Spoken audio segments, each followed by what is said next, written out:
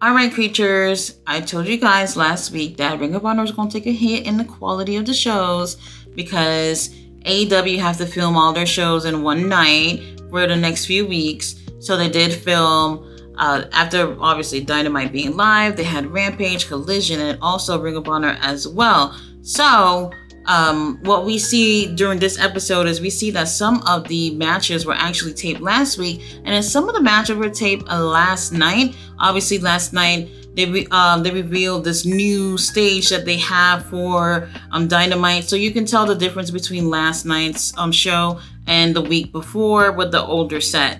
Now, we did start off with a quarterfinal match for the women's TV title tournament. We had Layla Hirsch versus Red Velvet in a really great match. These two girls really brought their A game, and it literally could have gone to either one of these girls.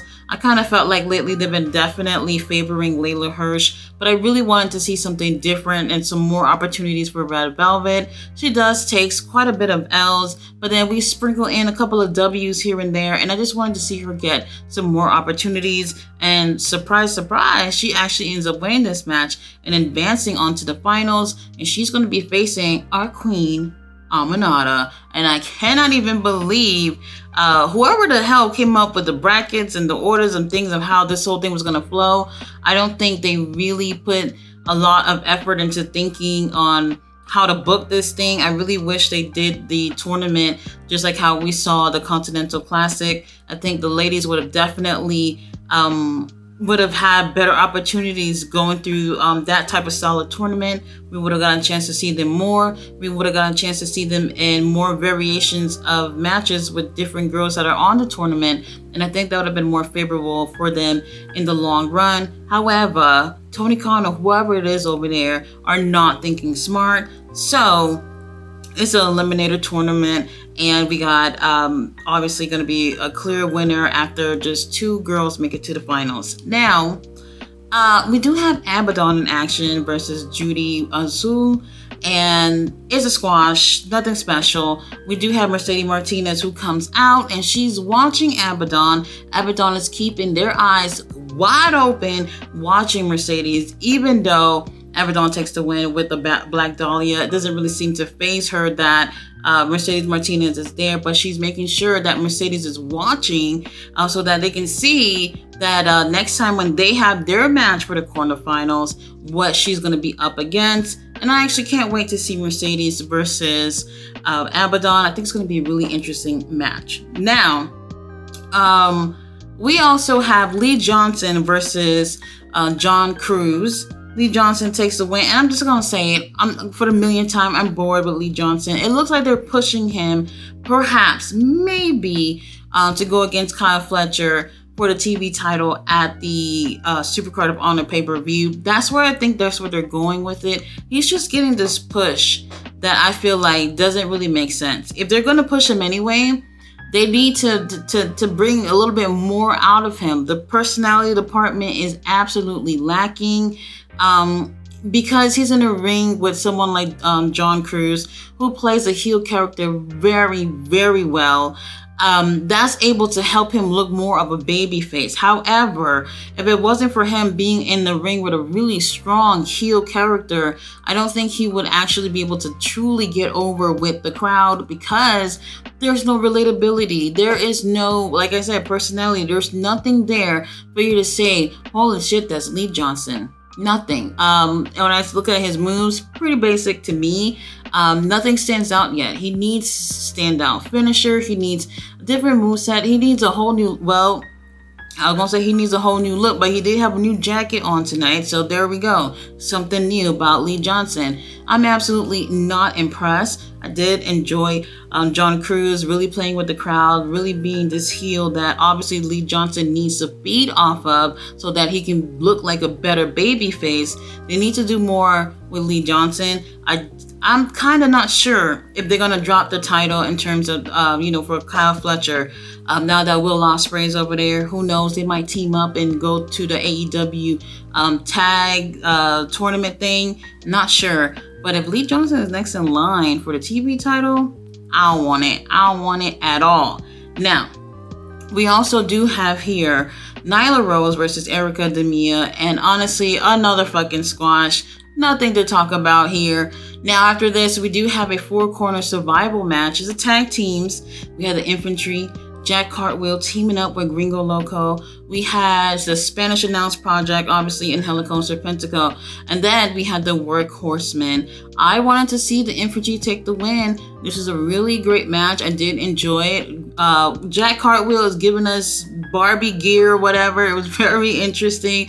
This guy is just fucking amazing in the ring and really offers something special because he doesn't come off to be predictable like the other guys and girls on the roster. I really like him. Hopefully Tony Khan signs him. I mean, after spending $14.5 million on Okada, I don't know who he's going to be able to sign with what money at this point, but I would love to see him have a contract with AEW. But anyway, while this was a really great match, it did get messy. And I found myself half the match not even knowing who the legal man is in this ring. It just seemed like everybody just kept coming and going in and out the ring without me even seeing anybody getting tagged. So it got really messy towards the middle and then things started to get a little bit better. And it took like literally right before the win for me to realize who the legal men in the ring were. The Infantry takes the win. And that was my pick for going, in terms of winning this match. I want to see the Kingdom get back on the fucking show. They were there those first few weeks and now we haven't seen them in a while. Yeah, they're part of a somewhat big storyline with Roderick Strong and Adam Cole and them, but it's just like, okay, you guys are the tag champions. You're fucking filming on the same night that all the other shows are being filmed. There's no reason why you guys should not even be on Ring of Honor. It really doesn't make sense to me. I don't understand. Now, once again, this is going to be the same situation for next week. We hardly had any backstage situations. I think the only thing that we had in terms of a backstage segment was with Maria. And Maria has Serpentico's mask and she's been playing hide and seek with these guys for the past few weeks. Ain't nothing interesting in that. Nobody want to see that. Now look, I understand that they have their show being taped around other shows and don't necessarily have all the time, because really it's really frustrating for you to sit down, watch a 2-hour show live, and then they say, hey, can y'all stick around for 3 more motherfucking shows? While that would not be an issue for me, because I love pro wrestling, a lot of the audience, they're casual fans or don't have time. This is a weeknight. A lot of people got work to go to. The kids who are staying up have school to go to the next day. People are just not going to sit here and watch all these shows in one night. It's absolutely insane. However, call me up, get me tickets. I'm going to sit there and I'm going to enjoy it all. I have no issues with that. Now, next week's going to be the same situation too. This show wasn't even an hour long, by the way, you guys. And I'm just like, when it finished, I was so surprised. Like, I was just like, wait a minute, this is not done, is it? And then all of a sudden it started playing back. It was less than an hour. I want to say somewhere between 40 to 50 minutes.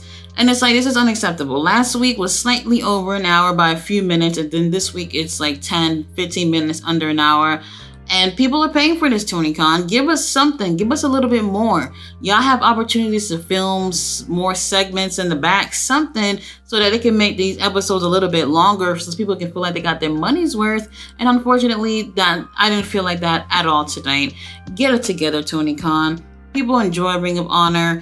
And we've had, close to like 2 months or so of really, really great shows where even sometimes I felt like the quality of the show, the matches were better than Dynamite. And then all of a sudden, here we are back to the show being very mediocre and just kind of ran through and just feeling like an afterthought. And I really don't appreciate that, especially after we have gotten some really, really strong stuff from Ring of Honor these past few weeks. But you guys, next week, I'm pretty sure I'm going to be saying the same thing. So I don't even know if I'll end up reviewing that. But if you want to stick around and come through during the watch-alongs and watch with me, then come on by. At least you guys can get that. Guys, thanks so much for watching my review. I will be back tomorrow with a review on Rampage and a watch-along on Saturday of Collision. Bye.